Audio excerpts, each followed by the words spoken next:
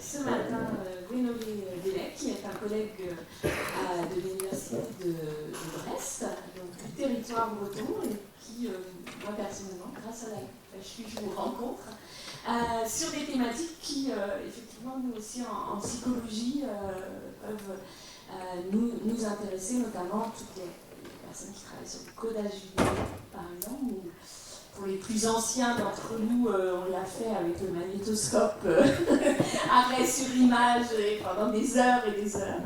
Et donc, Gwénolé va nous parler de l'intelligence artificielle dans le repérage de l'accordage thérapeutique par rapport à la synchronisation relationnelle. Merci. Merci beaucoup. Donc déjà, je voudrais remercier pour l'invitation. Donc, je suis nouveau au sein du FHU, donc je découvre. C'est la première fois que je participe à ces journées.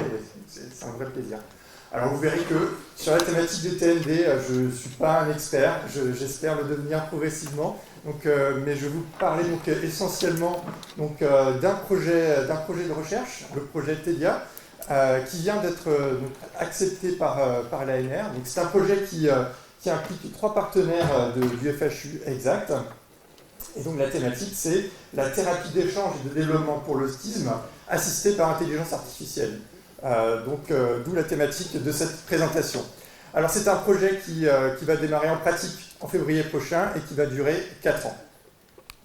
Alors il n'y a pas les animations, désolé, c'est pas... Je vais quand même m'en sortir, donc pas de souci. Alors, la thérapie d'échange et de développement, qui est l'objet de cette présentation, elle est indiquée chez les jeunes enfants avec autisme, donc essentiellement les enfants de moins de 4 ans, ça correspond à la période de plasticité cérébrale maximale. Et c'est une thérapie qui a été mise au point à Tours dans les années 80. Donc pour rappel, le TSA, ça regroupe donc 2 dimensions. Donc, tout d'abord, un déficit de la communication sociale et ensuite des comportements répétitifs et des intérêts restreints. Ici, cette thérapie elle va viser la première dimension. Et donc, le but, ça va être de rééduquer les fonctions sous-tendues par les systèmes cérébraux de la communication sociale. L'attention à autrui, l'intention, l'imitation. Et ça va se faire via des jeux sociaux entre l'enfant et un thérapeute. Ces thérapies, elles sont faites sous contrôle vidéo. Donc là, c'est pareil, ma vidéo ne se lance pas. Mais c'est pas grave, on imagine bien. On voit la thérapeute qui joue avec l'enfant. Et l'idée, ça va être... je vais commenter. Normalement, elle était censée fonctionner en même temps sur le drive. Il n'y a pas de problème.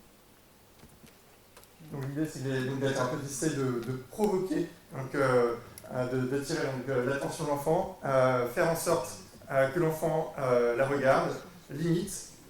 Normalement,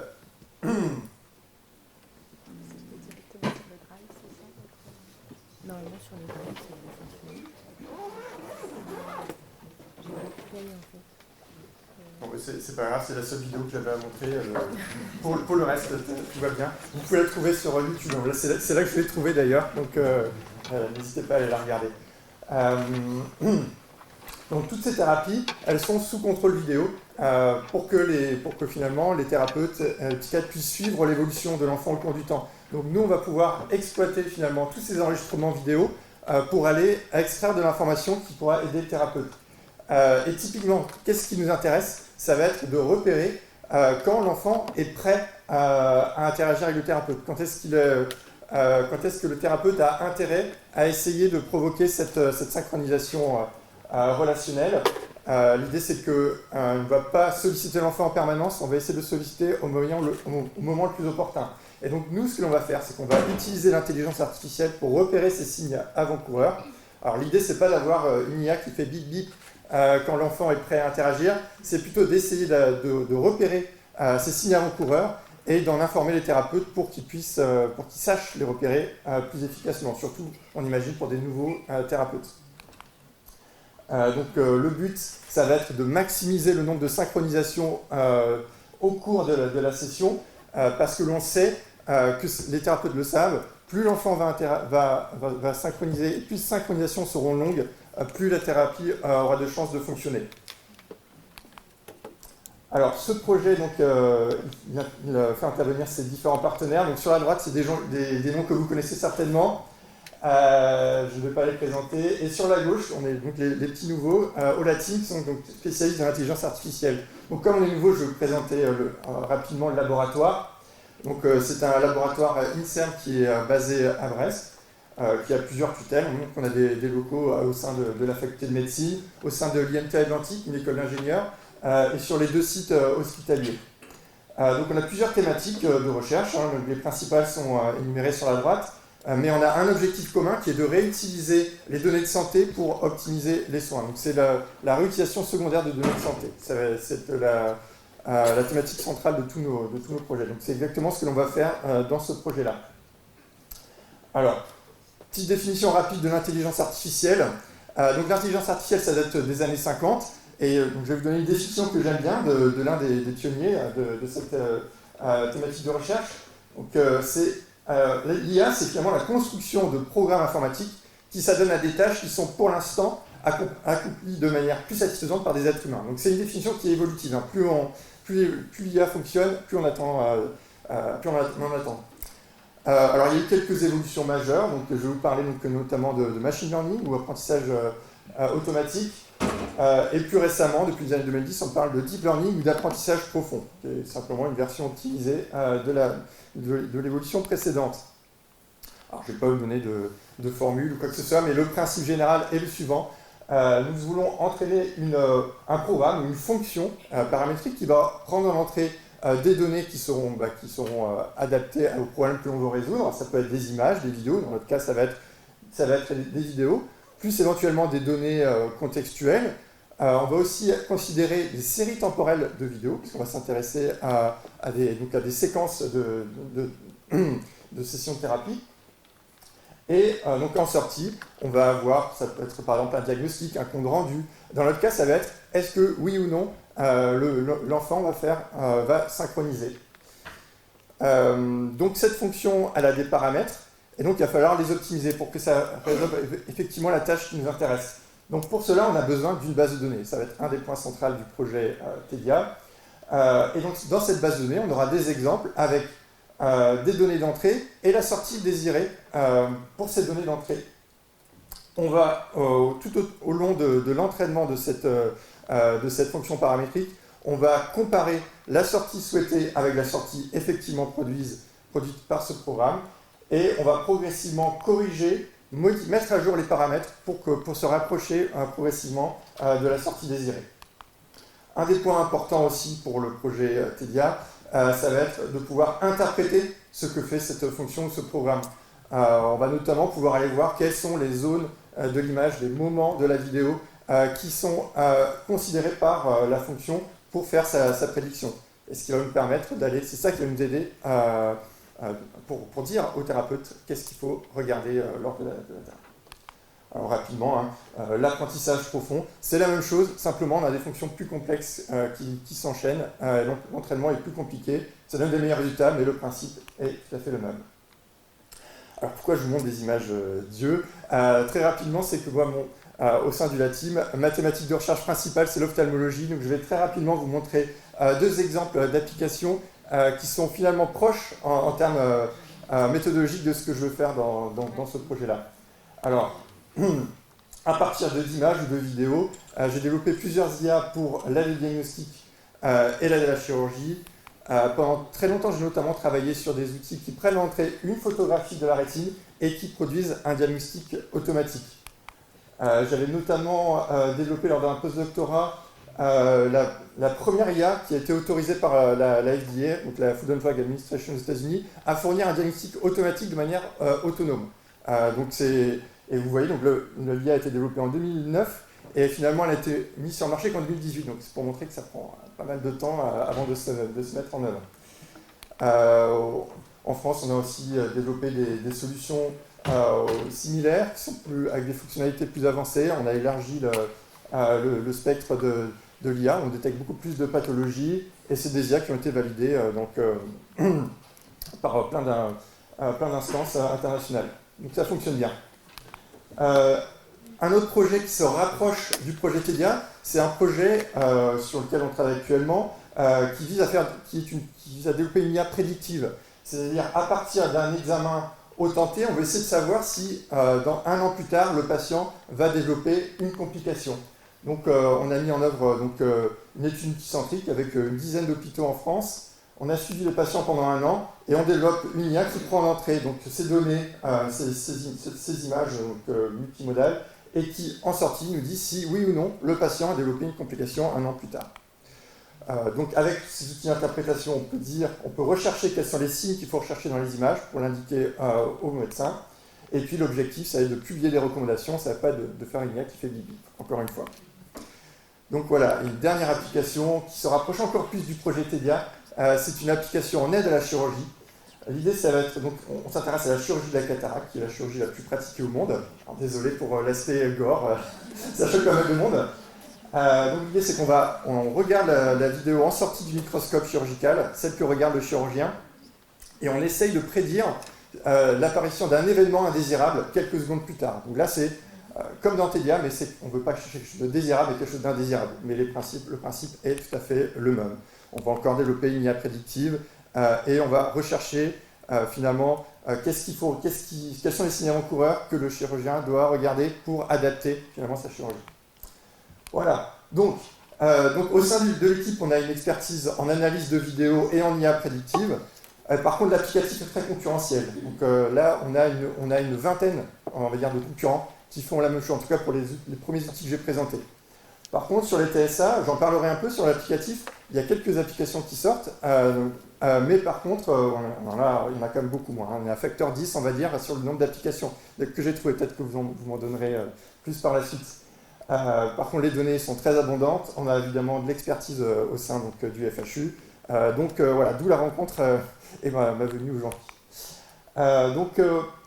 Lorsqu'on a décidé de travailler ensemble, j'ai discuté avec Frédéric, avec Marie Gobo notamment, qui m'ont expliqué un peu quels sont les enjeux du suivi des enfants avec TSA, à quel moment on peut avoir besoin d'analyser la vidéo. Donc, au cours des discussions, on a identifié 2 points. Un premier point, ça va être au niveau du diagnostic, faire en sorte que finalement ce diagnostic soit le plus précoce possible, car on sait que ça va maximiser le succès de la thérapie. Et un deuxième défi, ça va être donc de maximiser les gains de compétences des enfants au cours de la thérapie. Donc nous, vous avez compris, on s'intéresse au deuxième, mais je vais quand même parler rapidement du premier, parce que finalement, c'est sur cette thématique-là qu'on a un peu d'existant, que je vais pouvoir vous présenter. Alors, l'essentiel des travaux que j'ai trouvés dans le domaine concerne finalement l'analyse l'analyse de vidéos pour le diagnostic, notamment sur l'analyse de vidéos pour des tests de type ADOS. Donc traditionnellement, comment se passe le diagnostic? Donc on a des exercices qui peuvent ressembler finalement à la tête, avec une personne qui interagit avec l'enfant. On a une personne qui va faire une cotation des différents comportements, ça peut être une vingtaine de comportements pour la dose. Et ensuite, on a la psychiatre, qui va analyser ces cotations, plus les informations contextuelles complémentaires, notamment le questionnaire avec les parents, pour faire le diagnostic.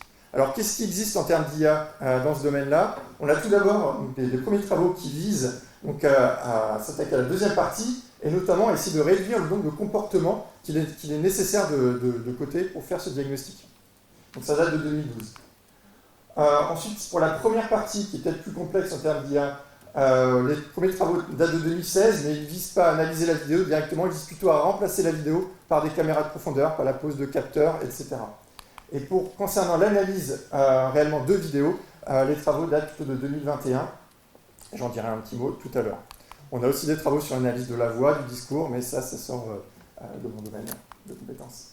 Alors très rapidement, les 2 applications que moi j'ai pu trouver dans le domaine, c'est une application, la première qui s'appelle Canva, qui est une spin-off de l'Université de Californie, qui finalement met en œuvre les premiers travaux de 2012 que j'ai mentionnés. Donc l'idée c'est de demander aux parents de faire 2 courtes vidéos de leurs enfants. Ensuite on a un analyste qui à distance analyse ces vidéos. On a des questionnaires qui sont envoyés aux parents et aux médecins traitants. Et à partir de là, on produit un diagnostic automatique. Et c'est une étude qui a été validée sur quelques centaines d'enfants. Ça a l'air de marcher plus ou moins. Bon, vous me direz qu'est-ce que vous en pensez. Deuxième application que j'ai pu trouver, c'est une solution pareil qui va changer un peu les données d'entrée. L'idée c'est de donner aux enfants une tablette et de le faire jouer à différents jeux, de faire regarder des vidéos et d'observer son comportement à partir de la webcam de la tablette. Donc c'est des sessions qui durent une dizaine de minutes. L'outil, qui est une spin-off de l'université de Duke, va analyser donc, le visage de l'enfant, rechercher des repères sur son visage et construire un phénotype numérique de cet enfant qui va ensuite servir à faire le diagnostic automatique. Donc là encore, c'est une étude récente qui a été faite sur quelques centaines d'enfants. Et donc les résultats semblent assez concluants. Donc voilà, nous on s'intéresse au deuxième défi où là pour le coup je n'ai rien trouvé, donc c'est un terrain qui est plus vierge à explorer. Donc rapidement, le projet TEDIA, on a donc des enfants qui ont une évaluation initiale, qui suivent un certain nombre de séances de thérapie et à la fin on regarde donc, quelle est l'évaluation qui en ressort. Et donc nous on a deux objectifs. L'objectif principal, c'est celui que j'ai évoqué au début, hein, c'est celui dans lequel en tout cas Frédéric croit le plus, mais elle a été d'accord que l'on teste comme un deuxième qui nous intéressait sur le point de vue, sur le plan méthodologique au sein du laboratoire, la team, c'est d'essayer de prédire le gain de compétences au cours du temps en analysant une séquence vidéo. Est-ce qu'à partir de la première séance de thérapie, on est capable de savoir comment va évoluer l'enfant pour éventuellement trouver des nouveaux marqueurs d'évolution d'évolution des compétences d'un enfant. Alors bon, là c'est plus prospectif, mais on aimerait bien tester ça. Ça se rapproche de notre projet direct que j'ai présenté. Donc voilà là, un peu la géométrie du problème. On a plusieurs vidéos qui sont présentées en ligne et chaque vidéo est représentée par une ligne. Donc on a la dimension temporelle sur le temps d'une vidéo, puis on a la dimension temporelle au cours des séances de thérapie. Donc ce qu'on veut faire avec le premier objectif, c'est vraiment sur un temps court. On veut essayer de prédire la synchronisation quelques secondes à l'avance. Et dans le deuxième, on veut avoir une évolution, on veut prédire une évolution sur un temps plus long. Donc le consortium, comment est-ce qu'il s'organise? Donc nous avons 3 partenaires que je n'ai pas encore nommés. On a tout d'abord le laboratoire iBrain à Tours, qui va s'occuper de la collecte de données et qui va analyser la voix, donc qui est une compétence historique de l'équipe. On a donc nous la team qui nous intéressés essentiellement à l'analyse de données visuelles et à la fusion d'informations multimodales. Et donc au CHU de Tours, ils vont analyser les données, donc à la fois les données d'entrée, donc analyser les vidéos, c'est dont on parlait, le travail un peu laborieux, très laborieux d'aller regarder les vidéos, annoter les moments de synchronisation, et aussi à la fin d'aller voir finalement qu'est-ce que l'IA a ressorti et est-ce que finalement ces signaux encore font sens. Donc les données, elles sont en grande partie collectées au sein de 2 bases de données au CHU de Tours. Donc la base de données VRAC, qui contient notamment 800 vidéos de séquences de TED chez 171 enfants. Et on a également toutes les évaluations qui sont dans une autre base de données qui s'appelle Linda. Donc en croisant les 2 bases de données, on va déjà avoir pas mal de données pour entraîner l'IA. On a aussi plus de 13 000 vidéos qui vont représenter à la fois la thérapie, mais aussi l'évaluation. Et tout ça peut être intéressant pour entraîner l'IA, j'en parlerai un peu plus tard. On va également avoir, comme j'ai dit, après le travail du CHU, on va avoir donc, les données de synchronisation, seconde par seconde, quand est-ce que les enfants synchronisent avec le thérapeute. Donc quelques points importants, évidemment, il va falloir prévoir une demande au comité d'éthique et il va falloir anonymiser et transférer des données cryptées au sein du laboratoire, la team, depuis Tours. Concernant le développement de l'IA, un point important que nous on développe beaucoup au sein du laboratoire, c'est de développer ce qu'on appelle des modèles de fondation. C'est-à-dire qu'on va, à partir d'une grosse masse de données vidéo notamment, on va, qui peuvent être à la fois les données qui nous intéressent, donc les vidéos de thérapie, mais aussi des données connexes telles que les vidéos d'évaluation ou de diagnostic. Ça va être d'apprendre à représenter les données, essayer de trouver quelles sont finalement de manière générale les caractéristiques importantes au sein des vidéos pour pouvoir interpréter la scène. Et ça peut être fait indépendamment de l'application, et ça nous permet donc déjà de pré-mâcher de manière très efficace le travail. Et ensuite, dans une deuxième étape, on va affiner ce modèle très général sur nos deux tâches d'intérêt que j'ai présentées précédemment. Voilà. Alors concernant la description des vidéos, on peut partir directement des pixels de l'image. C'est ce que l'on fait le plus souvent. Mais on a tout intérêt aussi à travailler sur des représentations d'un peu plus haut niveau de ces vidéos, parce que ça permet donc ça permet d'être plus général. C'est-à-dire que si on entraîne des modèles d'IA en ne s'intéressant qu'à des informations de pose ou de direction du regard ou de discours que va avoir l'enfant et le thérapeute, par exemple, eh bien, on va être indépendant des caractéristiques de la pièce. Donc on va illuminer la lampe qui est tout le temps en haut à droite, etc. Donc on sait que ça a plus de chances de fonctionner directement sur des données acquises dans un autre centre. Même si on se doute qu'on aura certainement un petit peu d'adaptation à faire par la suite. Donc c'est une des choses que l'on va explorer. Travailler sur des informations de plus haut niveau, extraites par des IA plus générales. D'ailleurs, très rapidement, les premiers travaux qui ont été faits sur l'analyse de l'ADOS ont fonctionné de la même manière, travailler sur l'analyse de la pose, la direction du regard, et ça semblait fonctionner de manière tout à fait satisfaisante. Donc ça nous incite à continuer dans cette direction-là. On va pouvoir utiliser des modèles qui sont très très généraux. Un des modèles qui nous intéresse beaucoup en ce moment, c'est le modèle Sapiens de Meta, qui a été développé par l'entreprise de Facebook pour le métaverse. Donc ça regroupe toutes les informations que j'ai mentionnées, la direction du regard, la pose, etc., plus des informations supplémentaires telles que des cartes de profondeur. Donc à partir de tout ça, je pense qu'on va pouvoir extraire des informations très intéressantes. Voilà, c'est très fréquent qu'on utilise des outils développés dans des thématiques qui, en priori, n'ont rien à voir. Donc nous, ce que l'on va faire, c'est qu'on va dans ce travail-là, on va essentiellement s'intéresser aux interactions. Donc on va construire une modélisation des vidéos sur les interactions.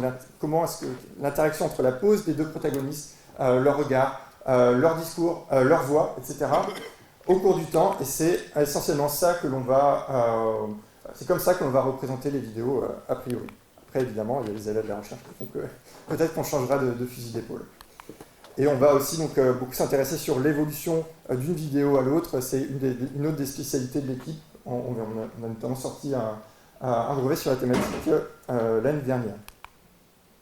Et le dernier point que je vais évoquer, c'est donc l'interprétabilité de l'IA. Une fois qu'on a construit notre IA qui va prendre en entrée des informations extraites de l'image, de la voix, du discours autenté, et qui va faire une prédiction sur une image quelques secondes plus tard, si jamais on détecte qu'on a effectivement probablement une synchronisation en quelques secondes, ce que l'on va faire, c'est que l'on va essayer d'extraire les informations qui nous ont fait faire cette prédiction.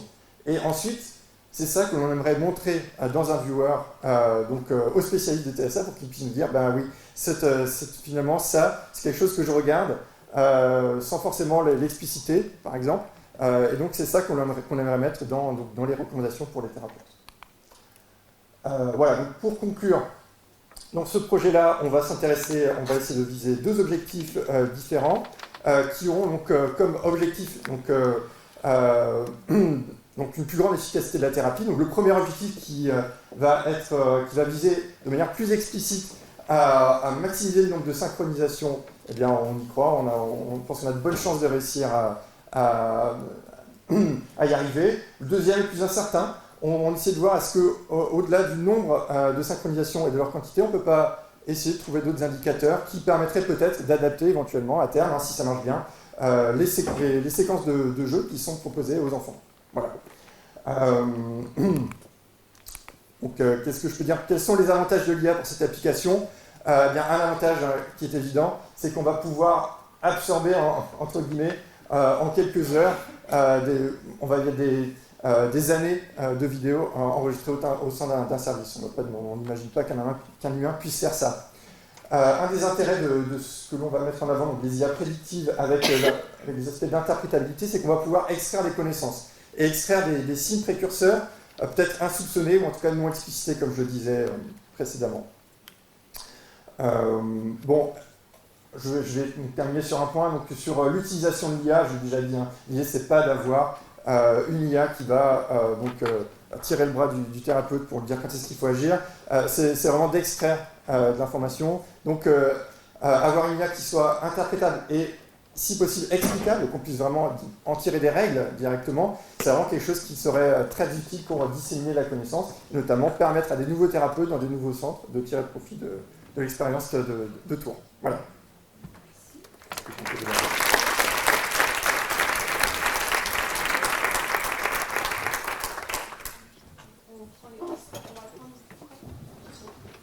On va prendre quelques questions entre les présentations. Il y a une question.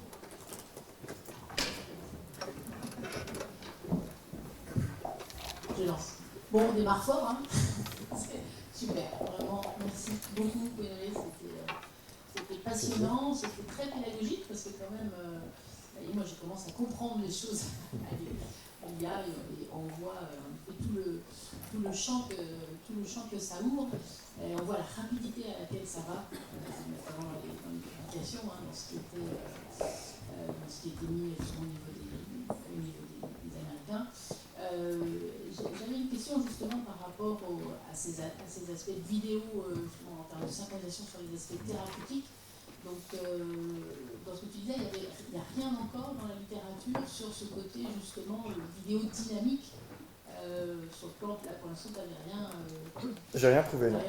Et la deuxième question, c'était la publi avec les 2 fois 1 minute 30 qui donne une bonne sensibilité, alors une spécificité, on a bien vu déjà un peu moins bonne, là, moi je vais dire ce papier-là, parce que les 1 minute 30, est-ce que tu te souviens dans le papier, comment était décrit finalement, est-ce que c'était une condition de jeu libre, est-ce que c'était une condition particulière ou pas?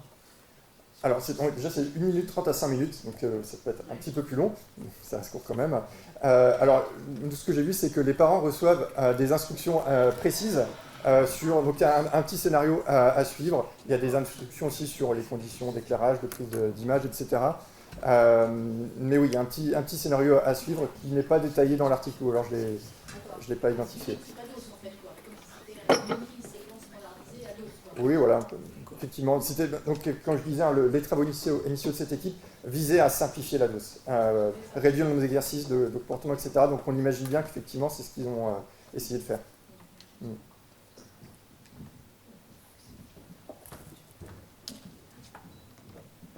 Bonjour, merci pour votre présentation. J'ai une question un peu au-dessus, je vais essayer d'être claire, je l'ai noté en même temps pour pas trop être confuse. Tout à l'heure, vous avez dit qu'il y avait beaucoup de concurrence dans les labos de recherche sur l'IA et son usage. Et ça m'a posé une question en termes de validation scientifique du traitement des images. Donc, est-ce qu'il y a des enjeux à récupérer les données initiales, comme si, est-ce qu'il pourrait y avoir un mésusage de toutes ces données avec une espèce de trusting d'un laboratoire en disant nous on est compétents, on en a déjà fait et c'est nous qui maintenant allons traiter toutes les images IA. Vous voyez ce que je veux dire? Est-ce qu'on garantit la donnée scientifique des préconisations derrière si c'est un gros labo qui récupère les images et qui les finance après pour déterminer une seule façon pour s'occuper des jeunes enfants et de repérage? En tout cas, dans les applications d'ophtalmologie, c'est pas ce que l'on remarque. Hein, donc, là, quand je disais, effectivement, on a beaucoup de concurrence. Là, quand je parle d'une dizaine de concurrents, c'est des concurrents qui ont déjà une solution commerciale et chacun de ces entreprises, finalement, a des partenariats cliniques et pour pouvoir déployer une telle solution, ils ont tous dû faire de la validation sur plusieurs hôpitaux. Donc, là, on n'a pas vraiment un problème de manque de données, on va dire. En tout cas, pour en ophtalmologie, où c'est vraiment des techniques d'imagerie qui sont très très répandues. Effectivement, par exemple, sur la tête, je ne sais pas combien de laboratoires la mettent en œuvre. C'est sûr que voilà, s'il y a beaucoup de laboratoires à mettre en œuvre, je ne vois pas de raison pour laquelle une entreprise monopoliserait toutes les sources de données. Une dernière question. J'ai trouvé très intéressant cette perspective de diagnostiquer le TF1 à travers les vidéos, mais il y a une autre question qui me vient à l'esprit. Pour les personnes, par exemple, qui ont un TSA, est-ce qu'il y a des applications qui qui permet de détecter le langage non verbal et non dit des personnes neurotypiques à travers les vidéos, pour savoir mieux déchiffrer justement.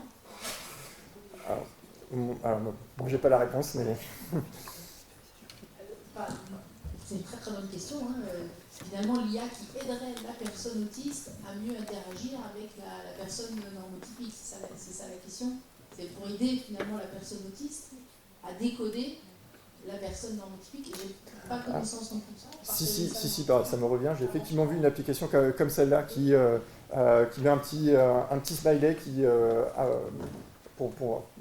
selon finalement l'intention de la personne qui parle. Est-ce que c'est une personne qui n'est pas contente, etc. Je ne sais pas à quel groupe d'âge c'est destiné, mais effectivement, j'ai déjà vu cette application pour smartphone. On filme la personne. Voilà, c'est ça. Et ça nous donne... ouais, Oui, ça va être ça, ouais. Alors c'est effectivement basé sur l'image. Je ne sais pas si ça prend en compte l'analyse du discours, par contre. Oui.